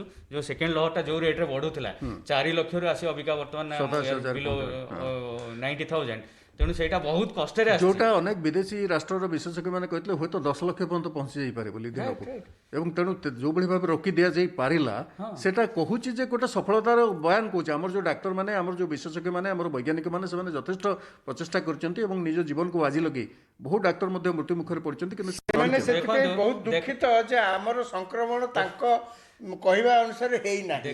ବହୁତ ଦୁଃଖିତ। କ'ଣ କହୁଛନ୍ତି ଜାଣିଛନ୍ତି? ଯେ ଆମେ ଲୁଚେଇକିରି କମ୍ କହୁଛୁ। ସେ ଭାବିଥିଲେ ଯେ ଭାରତବର୍ଷର ଅଧା ଲୋକ ଫାଷ୍ଟ ୱେଭ୍ ଯେତେବେଳେ ଆସିଥିଲା, ଫାଷ୍ଟ ୱେଭ୍, ସେତେବେଳେ ଜଣେ ବ୍ରିଟିଶର ଜଣେ କହିଥିଲେ ଯେ ହ୍ୱାଟ୍ ୱିଲ୍ ହାପନ୍ ଯେତେବେଳେ ଯଦି ଇଣ୍ଡିଆରୁ ଏଇଟା ଜେନେରେଟ୍ ହେଇଥାନ୍ତା ଚାଇନାରୁ ନ ହେଇକିରି। ତାପରେ ସେ ନିଜେ ଦେଖିଲେ ଯେ ହାଉ ଇଣ୍ଡିଆ କଣ୍ଟ୍ରୋଲ୍ଡ ଇଟ୍। ତାପରେ ଯେତେବେଳେ ସେକେଣ୍ଡ ୱେଭ୍ରେ ଜୋରରେ ଆସିଲା, ସେମାନେ ଭାବିଲେ ନାଇଁ ଏଥରିକ ଆଉ ଇଣ୍ଡିଆ କଣ୍ଟ୍ରୋଲ କରିପାରିବ ନାହିଁ। ବଟ୍ ଯେଉଁ ଅକ୍ସିଜେନ୍ ଅସୁବିଧା ଥିଲା କି ଯେଉଁ ଅସୁବିଧା ଥିଲା, ଆମେ ଏତେ ଫାଷ୍ଟ ରାପିଡ୍ ପ୍ରୋଗ୍ରେସ୍ କଲୁ, ସେଇଟା ସେମାନେ ବିଶ୍ୱାସ ବି କରିପାରୁନାହାନ୍ତି କି କେମିତି ଏମାନେ କଣ୍ଟ୍ରୋଲ କଲେ। ଆକ୍ଚୁଆଲି କ'ଣ ହଉଥିଲା ନା, ଏମାନେ କିଛି ନ୍ୟୁଜ୍ ବାଲା ବି ତାକୁ ଏତେ ବଡ଼ କରି ଦେଖାଉଥିଲେ, ହଠାତ୍ ଦେଖୁଛନ୍ତି ଆରେ ଯେତେବେଳେ କମିଗଲା, ଆରେ ଏମିତି କେମିତି କମିଗଲା। ଆମେ ଆକୁ ଦେଖୁଥିଲେ, ଦେଖ ରାସ୍ତା କଡ଼ରେ କେମିତି ଲୋକ ବସୁଛନ୍ତି, ହସ୍ପିଟାଲ ନାହିଁ, କିଛି ନାହିଁ, ଇଏ ନାହିଁ, ସବୁ ଅବ୍ୟବସ୍ଥା, ଅକ୍ସିଜେନ୍ ନାହିଁ, ଲୋକ ମରୁଛନ୍ତି, ଆଉ ହଠାତ୍ କମିଗଲା ବେଳୁ ତେଣୁ ସେଇଟା ଭାବୁଛନ୍ତି, ସେମାନେ କହୁଛନ୍ତି ଆରେ କେମିତି। ସବୁଠାରୁ ବଡ଼ ଉଦାହରଣ ହେଲା ଆପଣ ଦେଖିବେ ଯଦି ଧାରାବୀ ମାନେ ମୁମ୍ବାଇର ସ୍ଲମ୍, ଯୋଉଠି ହାଇଏଷ୍ଟ ପପୁଲେସନ୍ ଆଉ ଯୋଉଠିକି ସବୁଠାରୁ ଡେନ୍ସିଟିଟା ସବୁଠୁ ଅଧିକା, ମାନେ ଜକାଜକି ହେଇକି ଲୋକମାନେ ରୁହନ୍ତି। ଏଠି ଡକ୍ଟର ସାହେବ ଆଉ ଗୋଟେ ଜିନିଷ କଥା, ଆଜି G7 ମିଟିଂ ବସୁଛି। G7ରେ ଭାରତ ନାହିଁ, Canada, France, Germany, Italy, Japan, England, America. କିନ୍ତୁ ଡୋନାଲ୍ଡ ଟ୍ରମ୍ପ ଥିଲାବେଳେ ସେ କହିଥିଲେ ଯେ ଇଏ ବହୁତ ମାନେ ସଙ୍କୁଚିତ ହେଇଯାଉଛି, ୟାକୁ ବଢ଼େଇବା ଦରକାର, G10 କିମ୍ବା G11 କରିବା ଦରକାର, ଯେଉଁଥିରେ ଭାରତ, ଅଷ୍ଟ୍ରେଲିଆ, ଦକ୍ଷିଣ ଆଫ୍ରିକା ଏବଂ ଦକ୍ଷିଣ କୋରିଆକୁ ଏଥିରେ ଅନ୍ତର୍ଭୁକ୍ତ କରାଯିବା ଦରକାର। ଏମାନେ ସବୁ ଗଣତାନ୍ତ୍ରିକ ରାଷ୍ଟ୍ର, ଏମାନେ ଭଲ ଅର୍ଥନୈତିକ ପ୍ରଗତି ମଧ୍ୟ କରୁଛନ୍ତି। ଏବଂ ସେଇ କଥାକୁ ନେଇକରି ଯେଉଁ ଭାରତକୁ ଗୋଟେ ଆମନ୍ତ୍ରିତ ଅତିଥି ହିସାବରେ କରାଯାଇଛି ସେଇ ଅନୁସାରେ ଆଜି ପ୍ରଧାନମନ୍ତ୍ରୀ ଯୋଗ ଦେଉଛନ୍ତି, ଆସନ୍ତାକାଲି ମଧ୍ୟ ଯୋଗ ଦେବେ। ଏଥିରେ ଯେଉଁ ରହିଛି କରୋନାରୁ ମୁକ୍ତି, ଭବିଷ୍ୟତର ମହାମାରୀରୁ କେମିତି ସୁରକ୍ଷା ପାଇବା, ମୁକ୍ତ ବାଣିଜ୍ୟ, ପରିବେଶ ପରିବର୍ତ୍ତନ ପ୍ରତି ଦୃଷ୍ଟି, ସମାନ ମୂଲ୍ୟବୋଧର ଆଦାନ ପ୍ରଦାନ ଏବଂ ବିକାଶଶୀଳ ଦେଶମାନଙ୍କୁ କେମିତି ଟିକା ପ୍ରଦାନ କରାଯାଇପାରିବ। କାହିଁକିନା ଆମେରିକା ବହୁତ ନିନ୍ଦିତ ହେଲା, ଭାରତ ତାଙ୍କୁ ଯୋଗେଇଥିଲା, ଆପଣଙ୍କର ମନେ ଥିବ କ୍ଲୋରୋକ୍ସି କୁଇନ୍ ସେତେବେଳେ ମଗାଇଥିଲା, କିନ୍ତୁ ସେମାନେ ଆମକୁ ଦେଲା ବେଳକୁ ଦେଲେ ନାହିଁ ଏବଂ ଏପରିକି ଆଷ୍ଟ୍ରାଜେନେକାର ଯେଉଁ ଦେବା କଥା କଞ୍ଚାମାଲ ତାକୁ ଦେଲା ବେଳକୁ ମଧ୍ୟ ହଇରାଣ କରିଥିଲେ। କିନ୍ତୁ ବର୍ତ୍ତମାନ ସେମାନେ ରାଜି ହେଲେ ଏବଂ ଦେବାକୁ ଆରମ୍ଭ କରିଛନ୍ତି। ପ୍ରାୟ 30 ଲକ୍ଷ ଟିକା ସେମାନେ ଭାରତକୁ ପଠାଇବାକୁ ଯାଉଛନ୍ତି ଏବଂ ତା ଛଡ଼ା ଅନ୍ୟାନ୍ୟ ବିକାଶଶୀଳ ରାଷ୍ଟ୍ରମାନଙ୍କୁ ମଧ୍ୟ ଦେବେ ବୋଲି କହୁଛନ୍ତି। ତେଣୁ ଏ G7ରେ ଭାରତର ଗୁରୁତ୍ୱ ବଢ଼ୁଛି। ତା ମାନେ ଭାରତ ବିକାଶଶୀଳରୁ ବିକଶିତ ହେବାକୁ ଯାଉଛି ଏବଂ ସେଟା ମଧ୍ୟ ସେତିକିବେଳେ ଘଟୁଛି ଯେତେବେଳେ ଏଇଭଳି ଗୋଟେ ମହାମାରୀର ଆମେ ସମ୍ମୁଖୀନ ହେଉଛୁ। ନିଶ୍ଚିତ ଦେଖନ୍ତୁ, ପ୍ରଧାନମନ୍ତ୍ରୀ ସବୁବେଳେ କହି ଆସିଛନ୍ତି ବିଶ୍ୱ ଗୋଟେ ପରିବାର, ଆମେ G7 G20 କରିବାନି, G all କରିକି ଚାଲନ୍ତୁ ଗୋଟେ କରିବା। ସେଟା ମଧ୍ୟ ପ୍ରଧାନମନ୍ତ୍ରୀ ସବୁବେଳେ ବସୁଧୈବ କୁଟୁମ୍ବକମ୍ ପ୍ରଧାନମନ୍ତ୍ରୀ ସେଟା କହିଛନ୍ତି। କାରଣ ଦେଖନ୍ତୁ G7 ବା G20 ସେ ବଡ଼ ବଡ଼ ରାଷ୍ଟ୍ର ଗୁଡ଼ାକ ରହିଥିଲେ, ଯେତେବେଳେ ଭାରତ ଗୋଟିଏ ଦେଶ ବିଶ୍ୱରେ ଯାହାର ଜନସଂଖ୍ୟା ଦ୍ୱିତୀୟ ସର୍ବବୃହତ ଜନସଂଖ୍ୟା ଏବଂ ଅର୍ଥନୀତି ହିସାବରେ ଦେଖିବାକୁ ଗଲେ ମୋତେ PPP ଟର୍ମରେ ଆମେ ଆସିକି ନମ୍ବର 3 ପହଞ୍ଚିଲୁଣୁ ଏବଂ ଆବସଲ୍ୟୁଟ୍ ଟର୍ମରେ ମଧ୍ୟ ପହଞ୍ଚିଲୁ ନମ୍ବର 5 ଭିତରେ। ତେଣୁକରି ସେଇ ଜାଗାରେ ଭାରତକୁ କିଭଳି ଭାବରେ ଆଭଏଡ୍ କରାଯାଇପାରିବ। ଦ୍ୱିତୀୟ କଥା ହେଲା ଭାରତ ଗୋଟେ ବଡ଼ କନଜ୍ୟୁମର ବେସ୍ଡ ମାର୍କେଟ। ଆଜି ଯଦି ଆମେରିକାର ବହୁତ ବଡ଼ ଡେଭଲପମେଣ୍ଟ ହେଇଛି ବା ଗ୍ରୋଥ ହେଇଛି ଯୋଉଟା ସବୁଠାରୁ, ତାର ଗ୍ରୋଥ ପାଇଁ ଗୋଟିଏ ହେଲା ତାଙ୍କର ସବୁଠୁ କନଜ୍ୟୁମିଂ ଇକୋନୋମି। ଆଉ ଭାରତ ମଧ୍ୟ ବର୍ତ୍ତମାନ କନଜ୍ୟୁମିଂ ଇକୋନୋମି ଆଡ଼କୁ ଅତିକ୍ରମ ବା ଗତି କରୁଛି। ତେଣୁକରି ଏଇଠି କନଜ୍ୟୁମର ବେସ୍ ସବୁ ବିଜନେସମ୍ୟାନ୍ ଚାହିଁବେ ଯେ ଏଇଠି ଆସି କେମିତି ବେପାର କରିବେ। ଆଉ ସମସ୍ତେ ୟୁରୋପିଆନ୍ କଣ୍ଟ୍ରିଜ୍ ହଉ ବା ଆମେରିକାନ୍ କଣ୍ଟ୍ରିଜ୍ ହଉ, ସେମାନଙ୍କର ଅନେକ ବିଜନେସମ୍ୟାନ୍ ଦେଖିବେ ଯେ ଆପଣ ମରିସସ୍ ଥ୍ରୁରୁ ଆସିକି ଏଇଠି ଆସିକି ଇନଭେଷ୍ଟ କରୁଛନ୍ତି ବା ସିଙ୍ଗାପୁର ଥ୍ରୁରୁ ଆସିକି ଇନଭେଷ୍ଟ କରୁଛନ୍ତି। ତେଣୁକରି ସେମାନେ ଚାହିଁବେ ଯେ ଭାରତ ବର୍ଷକୁ କିଭଳି ଭାବରେ ଭାରତ ଏଇଟା ଗୋଟେ ହିଂସାର ହେଇଥାଇପାରେ, କିଛି ରାଜନୈତିକ ବା କିଛି ଅଲଗା ଉଦ୍ଦେଶ୍ୟ ଏବଂ ତାର ଯୋଉ ବିକଳ୍ପ ହେଉଛି ଚୀନ, ଯାହାର ଗୋଟେ ବିସ୍ତାରବାଦୀ ରହିଛି ଆକାଂକ୍ଷା, ତାକୁ ବିରୋଧ କରିକି ମଧ୍ୟ ସେମାନେ ଜାଣୁଛନ୍ତି ଯେ ଭାରତର ଯୋଉ ଶାନ୍ତିପୂର୍ଣ୍ଣ ସହାବସ୍ଥାନ ନୀତି ଏବଂ ଭାରତ ଅନ୍ୟ ଉପରେ ଆକ୍ରମଣ କରୁନାହିଁ ବା ଅନ୍ୟର ସ୍ଥାନ ନେଇଯିବା ପାଇଁ ଚାହୁଁନାହିଁ, ତେଣୁ ସେଇଟାକୁ ମଧ୍ୟ ପସନ୍ଦ କରାଯାଉଛି। ସେଇଟା ମୁଁ ଆସିଥିଲି ଯେ ୟୁନାଇଟେଡ୍ ନେସନ ଆମ ପରମାନେଣ୍ଟ କାଉନସିଲ ମେମ୍ବର ପାଇଁ ଆମ ପାଇଁ ଅସୁବିଧା ହେଲା, କାରଣ ଏଇ ଯୋଉ ଚୀନ କଥା ସେଇଠିକି ଆସୁଥିଲେ, ଭେଟୋ ପାୱାର ଚୀନ କଥା ଆସୁଥିଲେ। ତ ଚୀନ କ'ଣ ନା, ଚୀନ ଯେତେବେଳେ ଗୋଟେ ଏଇଠି ଗୋଟେ ବିସ୍ତାରବାଦୀ ଭଳିଆ ରାଜତ୍ୱ ଆରମ୍ଭ କଲାଣି, ତେଣୁକରି ଏବଂ ବିଶେଷ କରି ଯେହେତୁ କୋଭିଡ ସେଠୁ ଆସିଛି ବୋଲି ପ୍ରାୟତଃ କନଫର୍ମ ହେଲାଣି ଯେହେତୁ ଆସିଛି, ତେଣୁକରି ସେ ଭାରତ ଗୋଟିଏ ଭଲ ଏଠି ଗୋଟେ ବ୍ୟବସ୍ଥା ହେଇପାରେ। ଆଉ ଦ୍ୱିତୀୟ କଥା ଦେଖନ୍ତୁ, ଯୋଉଟା କହିଲେ ଯେ ବିଭିନ୍ନ ବାଣିଜ୍ୟିକ ମୁକ୍ତ ବାଣିଜ୍ୟ କଥା କହୁଛି ଯେ ବର୍ତ୍ତମାନ ପରିସ୍ଥିତିରେ ସବୁଠାରୁ ଯୋଉ ବଡ଼ ମୁକ୍ତ ବାଣିଜ୍ୟିକ କାରବାରର ଚୁକ୍ତି ସାଇନ୍ ହେଲା, ଯୋଉଟା କି RCEP regional comprehensive economic partnership agreement, ସେଇ ଆଗ୍ରିମେଣ୍ଟରେ ଚୀନ ହେଲା ମୁଖ୍ୟ ଲୋକ, ଯୋଉଥିରେ ଭାରତ ନାହିଁ, ଭାରତ ଓହରି ଆସିଲା। ତେଣୁକରି ଆମେରିକାନ ଦେଶ ଏବଂ ୟୁରୋପିଆନ୍ ଦେଶ ସେମାନେ ଚାହୁଁଛନ୍ତି, ସେମାନେ ଦେଖିପାରୁଛନ୍ତି ଆଗାମୀ ଦିନରେ ଭାରତ ନାହିଁ ମାନେ ଅର୍ଥାତ୍ ଭାରତକୁ ନେଇକି ମଧ୍ୟ କିଛି ପ୍ରକାର ବାଣିଜ୍ୟିକ ଭଲ ଚୁକ୍ତି ହେଇପାରିବ ଏବଂ ବାଣିଜ୍ୟିକ ଚୁକ୍ତି କ୍ୱାଡରେ ମଧ୍ୟ ସେଇ ଜିନିଷ କରାଗଲା। ଆଉ ଦେଖିବା ବାଣିଜ୍ୟିକ ଚୁକ୍ତି ବର୍ତ୍ତମାନ ଭାରତ ଗୋଟେ ବାଣିଜ୍ୟିକ ବ୍ୟବସ୍ଥା ଭିତରେ ଦେଖନ୍ତୁ ବିଶ୍ୱ ସ୍ତରରେ ସେ ତାର ସବୁ ଗୋଟେ ରିଭ୍ୟୁ ପ୍ରୋସେସ ଆରମ୍ଭ କରିଦେଲାଣି। इंडिया सहित एशियन कंट्री जो वाणिज्यिक कारोबार था ताकू रिव्यू कला, इंडिया सहित जापान जो वाणिज्यिक कारोबार चुक्ति थी ताकू रिव्यू कला, कारण ये वाणिज्यिक चुक्ति किसी गुड़ाक आमको भल भाव सुहाई नथिला। वर्तमान परिस्थिति रे एपरिक भारत एक्सप्लोर एवं अमेरिका एक्सप्लोर से प्रपोजल देइचंती, प्रपोज आमे कोन गोटे इकोनॉमिक कॉरिडोर बनै परबे कि आमे हेते पर ब्रिक गोटे अछि किंतु क्वाड गोटे नुवा इकोनॉमिक कॉरिडोर आसी गला, कारण आमे भारत को विश्वर अन्य बड़ बड़ बृहत राष्ट्र जो गुड़ाक अछंती सेमाने विश्वास करछंती भारतर सहायता एवं सहयोग रे आमे चीन जो भली विस्तारवादी राजनीति बा विस्तारवादी नीति अछि ताकू मध्य रोकी पारिबा। आउ जो कथा एवं आमे केवल घर भीतर सीमित ही रहना, आमे जो भली बांग्लादेश हो, नेपाल हो, भूटान हो, श्रीलंका हो, अन्य देश को आमे जो भली साहाय्य पहुंचलु, विश्वर प्राय 98टी देश को आमे जो भली भाव में देइचु ए महामारी बेले साहाय्य, सेथुर जाना पड़ुचे भारत प्रकृत में विश्व सहित अच्छी, केवल निर्दिष्ट भाव में निजक नहीं कि बंचु नहीं, निजक नहीं बंचु नहीं, भारत विश्व सहित अच्छी। आखिर वाणिज्य कथा जोटा कहले कहीं भारत को इंपोर्टेंस दिया जाउची। आउ गोटे छोट कथा देखंतु, विगत 2 वर्ष 3 वर्ष पर्टिकुलर देखिबे भारतर वाणिज्यिक व्यवस्था रे विश्व रे स्थान बढ़ी। आपण इज डूइंग बिजनेस हुंतु, कॉम्पिटिटिवनेस इंडेक्स हो, इनोवेशन इंडेक्स हो, सबुथिरे भारत स्थान उच्च होईची। ताहार अर्थात हला एटी व्यवसाय करिवार सक्षमता बा सफलता हेई पारिबो। ତେଣୁକରି ଭାରତକୁ କେବେ ହେଲେ ସେ କୋଟେ ବାହାର କରିପାରିବେ ସେଇଥିପାଇଁ ତ ଆମର ରପ୍ତାନୀ ମଧ୍ୟ ବଢୁଛି ହାଏଷ୍ଟ ରିଫର୍ମସ୍ ପାଖରୁ ଆରମ୍ଭ କରି ଦେଖନ୍ତୁ ରପ୍ତାନୀ ସହିତ ଆପଣ ତ ନିଜେ କହିଲେ ବି ଆମର ଫରେନ୍ ଏକ୍ସଚେଞ୍ଜ ଯୋଉଟା ଅଛି ସେଟା ବି ମଧ୍ୟ ବହୁତ ଭାବରେ ବୃଦ୍ଧି ପାଇଛି। ଆମେ ଆଜି ଯଦି ଯୋଉ ପରିସ୍ଥିତି ହେଇଛି ଆମେ ଏଇ କୋଭିଡ ସମୟରେ ଯେତେବେଳେ ମାନେ ଟୋଟାଲଟା ସଂକୁଚିତ ହେଇଯାଇଛି ସେତେବେଳେ ଆକ୍ଚୁଆଲି ରୁପି ଭ୍ୟାଲୁ ଆହୁରି ଘଟିଯିବା କଥା, କାରଣ କିନ୍ତୁ ଆମ ପାଖରେ ଫରେନ୍ ଏକ୍ସଚେଞ୍ଜ ରିଜର୍ଭ ଭଲ ଅଛି। ତେଣୁ ସବୁ ପ୍ରକାର ହିସାବରେ ଆମେ ଗୋଟେ ଦେଶ ଯୋଉ ଦେଶରେ ଦିନେ ସୁନା ବିକିବାକୁ ପଡୁଥିଲା ଟଙ୍କା ଆଣିବା ପାଇଁ ବାସ୍ ଦେଶ ସୁନା ବିକିବାକୁ ପଡୁଥିଲା ଆଉ ଏଭଳି ପରିସ୍ଥିତି ଥିଲା ଆମେ ଏଗ୍ରିକଲଚର ପ୍ରଡକ୍ଟ ପାଇଁ ଖାଦ୍ୟ ପାଇଁ ମଧ୍ୟ ଯାଇକି ଆଣୁଥିଲୁ। ସେକେଣ୍ଡ ରିଫର୍ମ ଥାର୍ଡ ଏଗ୍ରିକଲଚର ଶିଶୁ ଖାଦ୍ୟ ତ ଆମେ ସବୁବେଳେ ମାନେ ଆମଦାନୀ ଉପରେ ନିର୍ଭର କରୁଛୁ, ଆମଦାନୀ ଉପରେ ନିର୍ଭର କରୁଛୁ। ଆଜିକାଲି ଆଜି ଦିନ ଏଇ ଯୋଉ କହୁଥିଲେ ଯୋଉ ଏଗ୍ରିକଲଚର ସାଙ୍ଗରେ ପ୍ରଡକ୍ସନ ଲିଙ୍କଡ କହୁଛି ବା ଏଗ୍ରୋ ବେସ୍ଡ ତୈଳବୀଜ ମସଲା ଏବଂ ଆମେ ଡାଲି ଜାତୀୟ ଯୋଉ ଜିନିଷ ଏଗ୍ରୋ ବେସ୍ଡ ଇଣ୍ଡଷ୍ଟ୍ରିଜ ମଧ୍ୟ ବଢୁଛି।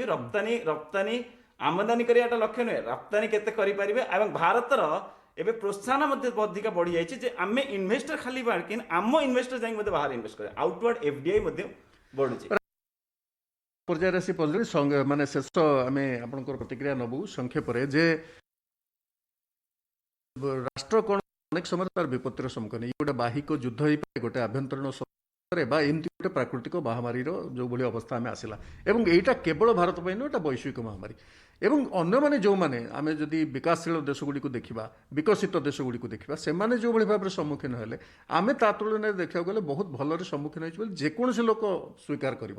କିନ୍ତୁ ତାକୁ ଯେଭଳି ଭାବରେ ଅଯଥାରେ ବିରୋଧ କରାଯାଉଛି, କୁହାଯାଉଛି ଠିକ୍ ଅଛି ଆମେ ଗୋଟେ ଅସୁବିଧା ସମ୍ମୁଖୀନ ହେଲୁ, ଆମେ ପୂର୍ବାନୁମାନ କରିପାରିନଥିଲୁ, ଜାଣିଥିଲେ ମଧ୍ୟ ହୁଏତ ଆମେ ଭାବିନଥିଲୁ ଯେ ହଠାତ୍ ଏମିତି ଲଙ୍ଗସକୁ ଆଫେକ୍ଟ କରିବ, ଅକ୍ସିଜେନ ଏତେ ଆବଶ୍ୟକତା ପଡ଼ିବ, ଏଭଳି ଭାବରେ ଶଯ୍ୟାର ଆବଶ୍ୟକତା ପଡ଼ିବ, ଏତେ ଲୋକ ସଂକ୍ରମିତ ହେବେ। ତେଣୁ ସେଥିପାଇଁ ଆମର ଯେଉଁ ଦୀର୍ଘ 70 ବର୍ଷ ଧରି ଆମେ କିଛି କଲୁ ନାହିଁ, ହଠାତ୍ ଆମେ କହିବୁ ଯେ ଆଜି ରାତାରାତି ସବୁ ହେଇଯିବ। ଏବଂ ଯେଉଁଟା ଡକ୍ଟର ଦେବୀ ସେଟ୍ଟି ଜଣେ ବିଶିଷ୍ଟ ଡାକ୍ତର ସେ କହିଛନ୍ତି ଯେ ସରକାର ଯାହା କରିଛନ୍ତି ତାଠୁ ଅଧିକ କରିପାରିନଥାନ୍ତେ ଏବଂ 15 ଦିନ ଭିତରେ ଯଦି ଅମ୍ଳଜାନର ଆମେ ଚାହିଦାକୁ ମେଣ୍ଟେଇ ପାରିଲୁ, ସବୁ କରିପାରିଲୁ, ହୁଏତ କୁହାଯାଇପାରେ ଆପଣ ବାହାଘର ବେଳେ ବାଇଗଣ ରୁଆ, କିନ୍ତୁ କରାଯାଇଛି ଏବଂ ସେଥିପାଇଁ ନିଶ୍ଚିତ ଭାବରେ ସରକାରର ଗୋଟେ ଦୃଢ଼ ଇଚ୍ଛା ଶକ୍ତି ଏବଂ ଲୋକାଭିମୁଖୀ ନୀତିଟି ଏଥିରେ ସ୍ପଷ୍ଟ ହେଇଯାଉଛି। ଦେଖନ୍ତୁ ମୁଁ ସେଇଥିଲାଗି କିଛି ସମୟ ଆଗରୁ ଯାହା ଆପଣ କହୁଥିଲି, ଯଦି କରୋନା କ'ଣ ହବ ଆଗକୁ ଇଏ ଯଦି ଜଣାଥାନ୍ତା ତାହେଲେ ହୁଏତ ଜାପାନରେ ବି 4 ଲହରରେ ଆସିନଥାନ୍ତା, ଆମେରିକାରେ ବି 3 ଲହରରେ ଆସିନଥାନ୍ତା। ସେମାନେ ତ ଏତେ ବୈଷୟିକ ଏତେ ଧନୀ ରାଷ୍ଟ୍ର, ବିଜ୍ଞାନରେ ଏତେ ଆଗେଇଛନ୍ତି, ଗବେଷଣାରେ ମଧ୍ୟ ଆଗେଇଛନ୍ତି, ସେମାନେ ବି ଅଟକେଇ ପାରିଥାନ୍ତେ। ତେଣୁ ଆମକୁ ଯେଉଁ ପ୍ରକାର ଆମ ବିରୁଦ୍ଧରେ ଯେଉଁ ପ୍ରକାର ଅଭିଯୋଗ କରାଯାଉଛି ଏବଂ ସେଥିରେ ଆମ ଲୋକମାନଙ୍କର ମଧ୍ୟ କିଛି ସାହାଯ୍ୟ ଅଛି ରାଜନୈତିକ ସ୍ୱାର୍ଥ ପାଇଁ, ଅଲଗା କଥା, ସେଥିରେ କିଛି ଭିତ୍ତିଭୂମି ତାର ଏତେ ନାହିଁ। ଏକ କାହିଁକି ନା ଯାହା ମୁଁ କହିଲି ସିଏ ତ ଆମଠୁ ଆହୁରି କିଛି ତାଙ୍କର ହେଇନଥାନ୍ତା, ସବୁ ଆମର ହେଇଥାନ୍ତା ଅସୁବିଧା, ତାଙ୍କର କେମିତି ହେଲା ପୁଣି। ଦ୍ୱିତୀୟ କଥା ହେଉଛି ଆମେ କରୋନା ଆସିଲା, ହଠାତ୍ ଦ୍ୱିତୀୟ ଲହରରେ ପୁଣି ବଢ଼ିବାକୁ ଆରମ୍ଭ କଲା ଖୁବ୍ ଜୋରରେ। କାହିଁକିନା ପ୍ରଥମ ଲହର ଅପେକ୍ଷା ଦ୍ୱିତୀୟ ଲହରରେ ତଫାତ ହେଉଛି କ'ଣ କି ସେ ଭାଇରସ୍ ତାର ରୂପ ପୁଣି ପରିବର୍ତ୍ତନ କଲା, ତାର କାୟା ପରିବର୍ତ୍ତନ କଲା। ଯେତେବେଳେ ଭାଇରସ୍ କାୟା ପରିବର୍ତ୍ତନ କରେ ସେତେବେଳେ ଭାଇରସ୍ ଆହୁରି ଉଗ୍ର ହୋଇଯାଏ, କେତେକ ଭାଇରସ୍ ଅଛନ୍ତି ଆହୁରି ଉଗ୍ର ହୋଇଯାଏ। ସେଇଥିଲାଗି ଭାରତବର୍ଷରେ ଏଇ ଯେଉଁ ଦ୍ୱିତୀୟ ଲହରରେ ଆମେ ହଠାତ୍ ଦେଖିଲେ ଯେ ସେ ଭାଇରସ୍ ଟିକେ ଏତେ ଉଗ୍ର ହୋଇଛି, ଲଙ୍ଗସ୍ ଅନ୍ୟାନ୍ୟ ଭାଇଟାଲ୍ ଅର୍ଗାନ ବଡ଼ିର ସେଇଟିକି ଆଫେକ୍ଟ କରୁଛି, ଯେଉଁଟା ଆମେ ପ୍ରଥମ ଛେକରେ ଆମେ ଏତେଟା ଅନୁଭବ କରିନଥିଲେ। ଯଦି ହେଲା ତାହେଲେ ତାକୁ ନିରାକରଣ ଆମେ ତ କେହି ଜାଣିନେ, ଯଦି ହେଲା ତାହେଲେ ନିରାକରଣ କ'ଣ କରାଯିବ?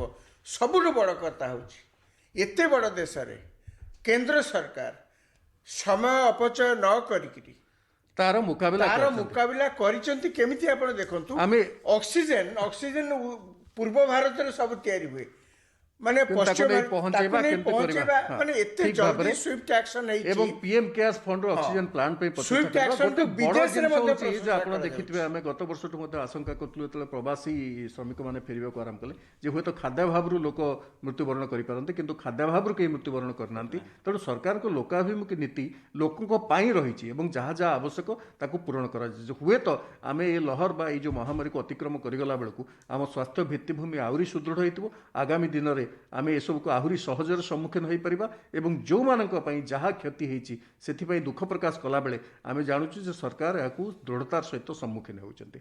ଆପଣମାନଙ୍କୁ ଧନ୍ୟବାଦ ଜଣାଉଛୁ, ଆଜିର ପରିକ୍ରମାକୁ ଏଠି ଶେଷ କରୁଛୁ।